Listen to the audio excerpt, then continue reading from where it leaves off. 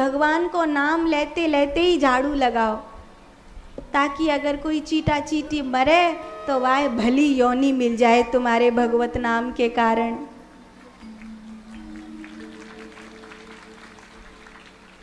पीछे वाली मैया ने तो समझ में ही ना आया दी क्या?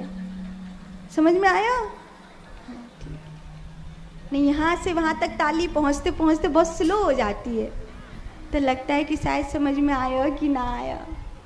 दूसरा प्रायश्चित ये है कि जब नहा धो लो तब भगवान के आगे माथा टेकते भये प्रार्थना करो कि भगवान, जाने अनजाने मोते कई पाप है गए हैं, ऐसी कृपा करो कि आप मेरे पापन को मोते नहीं प्रायश्चित करवा लो। ये प्रार्थना ही मेरे लिए प्रायश्चित है, ऐसी कृपा करो कि ये प्रार्थना ही प्रायश्चित के रूप में काम कर जाए। और अगर सच्चे मन से माफी मांग ली तो जाने अनजाने कोई भी पाप है गए हो, ये प्रकृति क्षमा कर देती है, भगवान क्षमा कर देते हैं। जाने अनजाने कोई भी पाप हो जाए प्रकृति क्षमा करती है, माफी मांगने की देर है।